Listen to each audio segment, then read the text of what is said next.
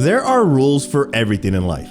As a child, you've been told to wait 30 minutes after you eat to go swimming. Another is not to swallow bubblegum because it takes 7 years to digest. You can find a rule for everything. But are there rules to watching anime? We're going to be talking about the top 10 things to avoid when watching anime. But before we do, let me introduce myself.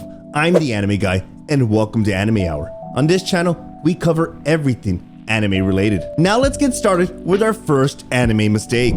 One of the most important rules that every anime enthusiast should live by is that every anime deserves the 3-episode rule. As simple as this rule sounds, there's a lot of reasoning behind it.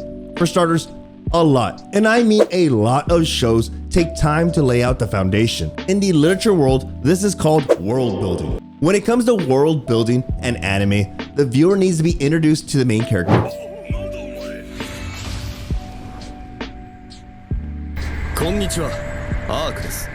And the plot of the entire show, so this can easily eat up the first and quite possibly second episode, especially when it comes to isekai animes. Now, the main reason for the 3-episode rule is so that the viewer can get the context and see the build-up, but it also allows you to get an overall feel for the pacing of the entire show. There are a few exceptions to the 3-episode rule.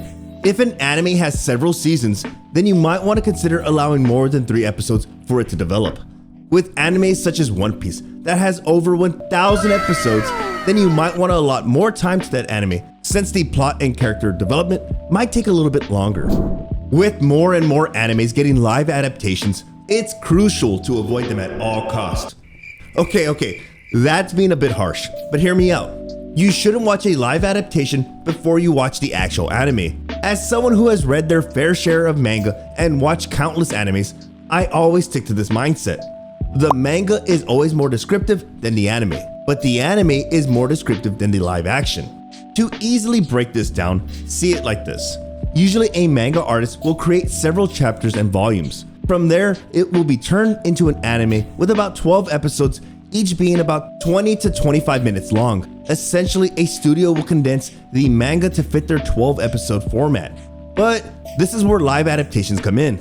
With an already condensed anime, this is now being condensed even further into an hour-and-a-half long movie. Rather than getting a full experience from either reading the manga or watching the anime, you're now getting an ultra-condensed version of it. This doesn't even take into consideration a film's budget, which can further dilute the premise of the story or the action scenes. But okay. Before we move on, let me set the record straight. Are all live anime adaptations bad? Now, in my personal opinion, yes, they are. But if you're fully caught up with the show, then there's no harm in watching a live adaptation. Just be warned, you might be disappointed. I'm sure you've heard the saying, don't judge a book by its cover. Well, this same can be said about anime. You should never judge an anime by its cover art. Appearances can be deceiving, and it can be difficult to grasp the depth of the plot just by looking at an anime's cover art. Rather than judging it by its cover, try reading the description and seeing what category it's classified as. This could give you a better idea if this is an anime you'll enjoy or not. And if it is an anime that you might enjoy, this is where you implement the 3-episode rule. Also, I do recommend you do a little bit of research on any anime that catches your eye. You can always utilize YouTube and find a trailer, or skim through the manga to see if it's an anime that you're gonna enjoy. How often do you see an episode's end credits pop up on screen and you immediately look for the remote just to skip and start the next episode? Well, you could be missing out on an important end skit that pertains to the overall narrative of the anime. Some shows give you a sneak peek into the next episode or some sort of hint towards something bigger. Take Attack on Titan, for instance. At the end of each episode, you're given a glimpse into some sort of upcoming villain or big threat. But there are anime shows out there that just have filler end skits. Take Black Clover, for instance. The end of the episode is just a fun, jokey skit. Overall, I would recommend you stay for the after-credit end skits, especially if it's an anime being released weekly. This can give you a general idea of what's to come. If you're someone who watches anime religiously, then you know there's one big threat. No, it's not Frieza, nor is it Dio. The biggest threat is spoilers. If you're watching a newer anime that gets released weekly, I highly recommend you avoid Twitter. trolls love to post spoilers. Earlier, we talked about how an anime is the condensed version of a manga. Well, trolls love to spoil climactic moments for everyone, regardless if you're on Facebook or Twitter. Shoot, even Instagram has its trolls. Then, this is your warning. There's been plenty of times I've been surfing YouTube and see a thumbnail with a massive spoiler. Either someone dies or a new power-up, but it's not even limited to just YouTube thumbnails or Twitter posts. Trolls can strike when you least expect it by posting a spoiler in the comment section of your favorite YouTuber's video. Just keep in mind that on Twitter, you can at least mute words, and on YouTube, you can always click not interested on those channels that love to post spoilers. Nobody likes blue balls. What did he say? Okay, let me further explain that. You reach your hand out for a high five, and nobody gives you one. It's a crappy feeling. Well, the same can be said about an anime. When it comes to choosing an anime, the last thing you want is to be hooked on an anime that either got canceled or never got an ending.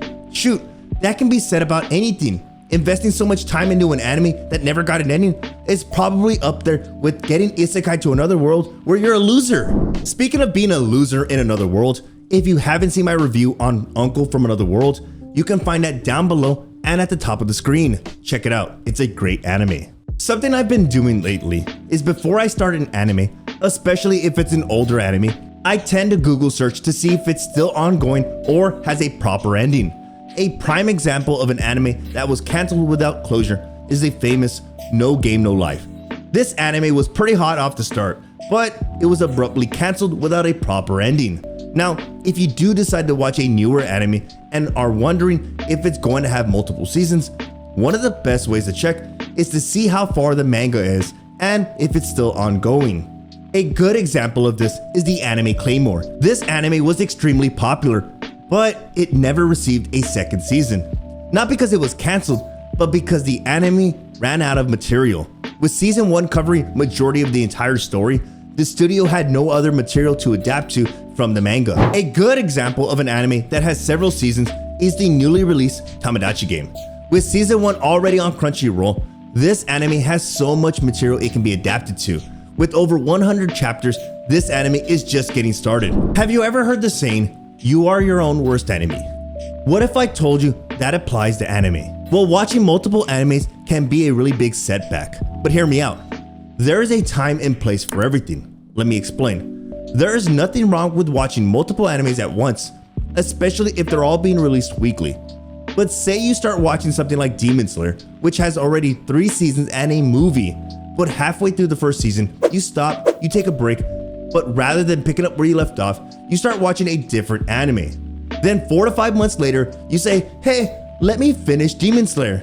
But then you're totally confused and lost the plot. This is why sticking to one anime at a time is good and should be the gold standard. But okay, here's the exception. Say you're watching the current season of Demon Slayer and new episodes are being released every Sunday. It's perfectly fine to watch another anime as long as you continue to watch the Sunday episodes. Stick with one anime, not 100 animes. Anime intros can really send a chill down your spine.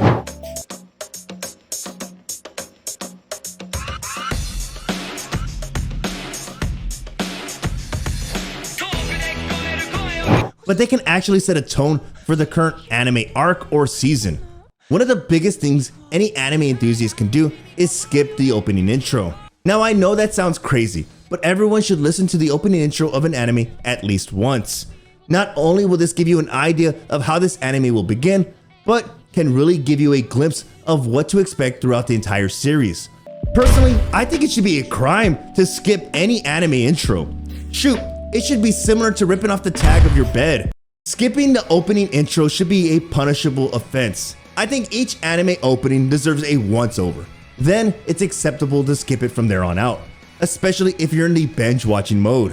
Anime comes in many different languages, from its native language in Japanese to the dubbed English version. Hey, wait. Aren't you Satoru Gojo? To even other languages if your provider has an option. But one of the biggest taboos of any anime watcher is swapping languages throughout the series. Many people will tell you that this ruins the overall experience. But there is an exception to this rule. Most new anime shows have their English dubbed several episodes behind these subtitled versions. so you might catch yourself swapping over to the subtitled version in order to continue the story.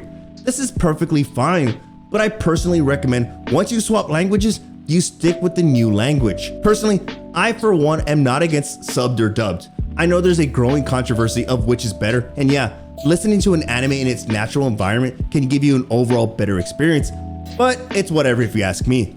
I watch Black Clover dubbed because I'm a masochist and enjoy Asta yelling at me in English. This is pointless. You know that you can't use magic.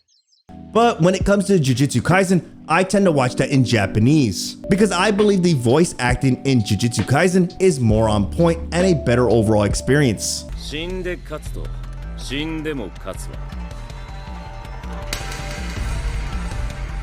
全然違うよめぐみ The last thing on today's list is paying attention. With everyone having access to some sort of social media, it's fairly easy to be distracted and lose track of what's going on with the current show you're watching. Sure, if it's an anime you've seen before, there's no harm in having it as background noise while it's playing. But if you're given an anime the 3-episode rule, try your best to put 100% attention onto the show. Yes, that means telling your best friendo that you're gonna have to text him back later. But with that, I hope you learned something from today's video, and if you enjoyed it, a like is greatly appreciated.